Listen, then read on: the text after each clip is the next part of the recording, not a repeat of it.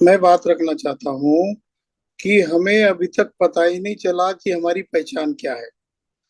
जैसे कि हम देख के गांव में रहे तो हम गांव की पहचान होती है हमारी, किसी देहात का हो। फिर कोई बड़ी सिटी में आ जाता है तो कहाँ से हो, तो लखनऊ से हो, दिल्ली से हो, ये वाली पहचान हो जाती है। सामाजिक तौर पर अगर कोई आपको पूछे तो भाई मैं एससी हूँ, एसटी हूँ, ऐसी पहचान हो जाती है। किसी दूसरे राज्य में चले जाते हैं तो मैं यूपी से हूँ, महाराष्ट्र से हूँ, हरियाणा से हूँ, दिल्ली से हूँ। और किसी विदेश में चले जाते हो तो मैं इंडिया से हूँ। ऐसी ये छोटी छोटी जो चेंज होने वाली पहचान हमारी हरदम बदलती रहती है। बाबा साहब ने क्या किया, हमको पहचान दी संवैधानिक तौर पर। हम अलग अलग हजारों 6,743 जातियों में बट गए थे। तब हमारी पहचान जातियों में थी। उनको लगा कि ये ठीक नहीं है, दुरुस्त करना चाहिए, और उन्होंने संविधान सभा में बताया भी था, कास्ट और एंटी नेशनल, जाति राष्ट्र विरोधी तत्व है। और जब तक ये जाति का प्रभाव खत्म नहीं होगा तब तक यूनिटी नहीं आएगी।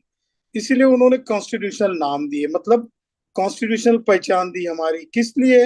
एडमिनिस्ट्रेशन के लिए, कि हमें जॉब मिले, हमको सामाजिक शैक्षणिक और राजनीतिक हमको कुछ सुरक्षा मिले। इसीलिए एससी एसटी और ओबीसी ऐसी पहचान बन गई। पर उनका हेतु ये नहीं था। उनका हेतु ये था कि आप भले ही S C S T OBC में गिने जाओगे, पर आपको हमेशा उसी दृष्टि से देखा जाएगा कि आप नीचे हो, समाज के स्तर पर आप नीचे हो। क्योंकि आपकी पहचान क्या है, तो आप पहले ये अछूत थे, आप वो समाज का निचला हिस्सा थे। ये नहीं मिटने वाली पहचान हमारी अभी भी जारी है। हालांकि हमको 70-75 साल हो गए हमारी आजाद और रिपब्लिक इंडिया होने के बावजूद भी। तो इसका एकमात्र आंसर क्या हो सकता है? वो लोग कहेंगे इसीलिए हम अपनी पहचान नहीं देंगे, हम अपनी पहचान डिसाइड करेंगे तो बात बन सकती है। हमारी पहचान, अगर हम सब हमारे बीच वाले भेद भूल जाते हैं तो हमारी पहचान बनती है समन। और ये समन कैसी? क्योंकि हम मूलतः जितने भी S C S T OBC और कन्वर्टेड माइनॉरिटी के लोग हैं, ये कभी बुरे नहीं हुए, कभी बुरे नहीं थे।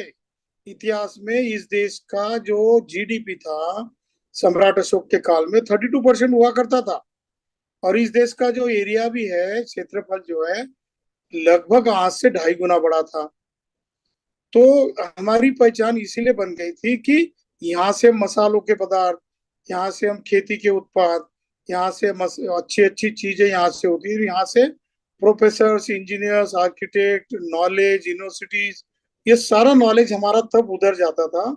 और सारी दुनिया भारत के ऊपर निर्भर हुआ करती। तब तब हमारा नाम जम्बूद्वीप या महाभारत हुआ करता था। तो ये बना कैसे था?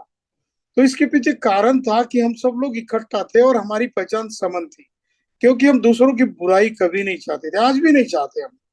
आज भी अगर इन लोगों ने हमको सभी इक्वालिटी दे दी, नौकरियों में कोई बाधा नहीं डाली, हमको स्टेट कमाने में, जमीन के उत्पाद कराने में, या कोई उद्योग धंधे सारा कुछ करने में, अगर ये समता का व्यवहार हमारे साथ देते हैं तो हम तो इनसे प्यार ही करेंगे। क्योंकि हमारे मन में भेद नहीं है। पर सिस्टम हमको ऐसा रहने नहीं देती।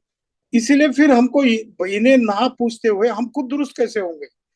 तो वो पुरानी जो पहचान है, जिससे कि हम पूरे दुनिया में दादा थे, पूरी दुनिया हमको पूछती थी, वो वाली पहचान हमारी समणों की पहचान थी। बस इतना ही काम करना है कि इतिहास में मैं इसीलिए सुदृढ़ था, इसीलिए मैं पहलवान था, इसीलिए डॉक्टर था, इंजीनियर था, फिलोसोफर था, आर्किटेक्ट था, वाइस चांसलर था, क्योंकि मैं समन था। बस आज इतना ही सोचना है कि वो वमन है और हम समन है। क्योंकि वो इक्वालिटी में बिलीव ही नहीं करते। वो उनका भेद है मन में, और वो भेद कभी खत्म नहीं होने वाला। उनके जेनेटिक्स में है, उनके डीएनए में है।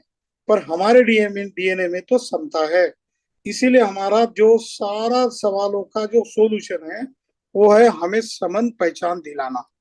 जैसी हमारी पहचान समन होगी तो सारी पहचान हमारी छोटी छोटी, ठीक है, आपको रिजर्वेशन लेना है, S C S T OBC कह सकते हो आप, क्योंकि ये संवैधानिक वर्ड शब्द है। तो इससे आपको पूरा मिल जाएगा जो भी हिस्सा है आपका। पर आम तौर पर हमारी पहचान समन होनी चाहिए। ये समन पहचान ही आपको भविष्य में तार सकती है, आपकी जनरेशन को, अगली पीढ़ियों को आप सुखी रख सकती है। इतना ही मैं कहता हूँ सर। संगम नमामि अगर कुछ गलत हुआ तो माफ करना। संगं नमामि सर।